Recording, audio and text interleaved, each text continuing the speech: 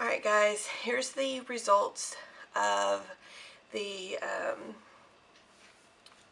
doctor's appointment and ultrasound with a perinatal, he wasn't actually a perinatal cardiologist himself, he's a high-risk doctor. And life has yet again served us a big fat bowl of lemons. And the information is still really new to us, and you're getting the raw emotions of how I'm feeling about this. I have no family history of heart defects. My husband's family has no history of heart defects, but our baby has a heart abnormality, and he has multiple things going on with his heart. All my test results have come back normal. My Down syndrome test came back normal. My other ultrasounds, which weren't that in depth, did come back normal.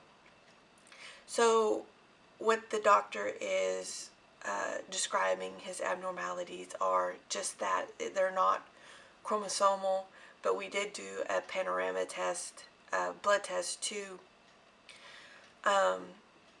get a better percentages of the different trisomies, Down syndrome, and but as far as he's seen, his anatomy other than his heart is perfect.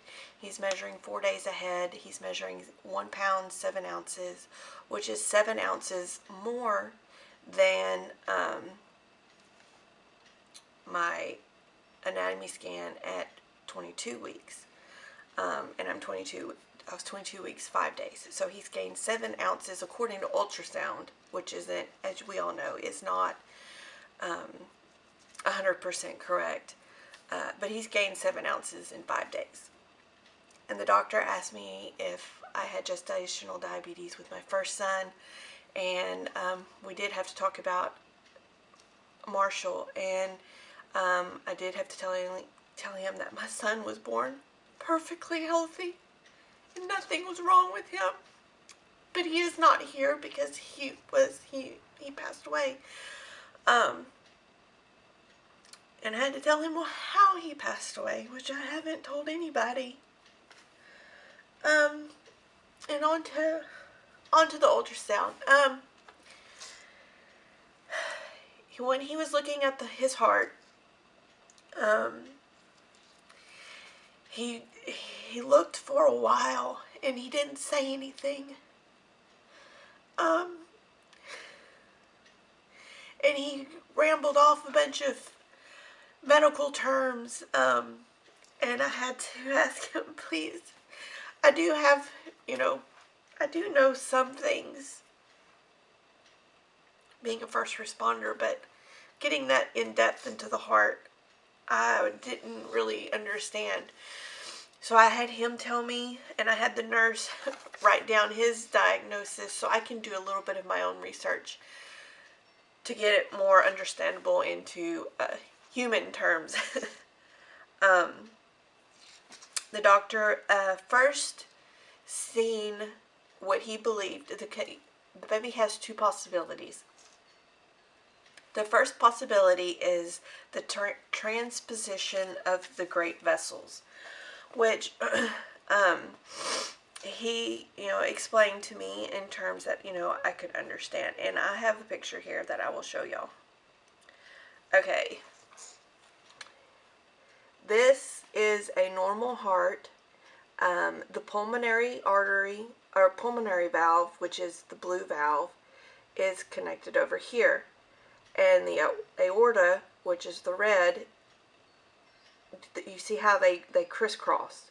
Well, this is what one of the diagnoses is that the pulmonary valve is connected to the aorta vessel, which is this part, and the aorta valve is connected to the pulmonary vessel. Which in layman terms means my baby's not getting the appropriate amount of oxygen to his body. The aorta pumps, I'm trying to remember it correctly, one of the vessels carries the blood flow to your lungs to get reoxygenated. I didn't say that right. Reoxygenated. Something like that.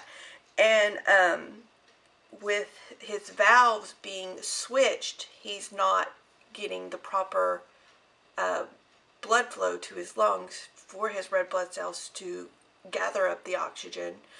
The doctor also found tricuspid regurgitation, which is going to be this flap over here. I'm sorry. What it does is it doesn't completely close, so not some of his blood flow is right here. Some of his blood flow is coming back up this way instead of going down like it's supposed to, or this way. I don't know which way it works, but and the other diagnosis, which he didn't really think about it at first, but he's like, well, let me take a look one more time. And he says, or it could be a double outlet of his right ventricle with also the tricuspid regurgitation is what he's saying, which in layman not really layman terms, this. Okay, here's a normal heart. It has 4 chambers. This heart also has 4 chambers, but as you can see is the aorta and the pulmonary veins, whatever they're called, only lead into this side of the heart. It still has 4 chambers. Now, I don't know which one is the worst of the two. I am not one to sit there and Google till my heart's content, because I know Google can be a mother's worst enemy when it comes to her children. I have done enough research to understand what's going on with his heart. I'm not going to sit there and research what can happen, because you can't live your life on the possibility of something happening. But in my next video talking about this, I'm going to be going more into depth of how this is affecting my birth plan, and what is going to have to happen once the baby is born. I did ask my doctor, is a vaginal birth still a possibility at this point? He said, yes it is, but we'll talk more about that after your echocardiogram, which is another ultrasound just looking at the heart. And I will be called from that doctor to set up an appointment with that in the next coming week or weeks. I want to tear all my Christmas stuff down, but I can't, because that's giving in to the negativity of dealing with this. I want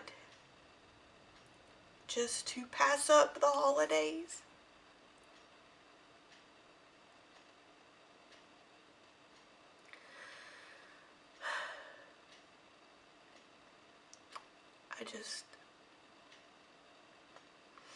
I'm still processing and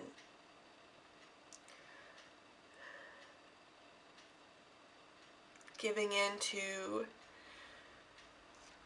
the depression that's trying to sink in because something else is wrong with my baby. Not only did I lose my son, now there's a possibility I can lose another.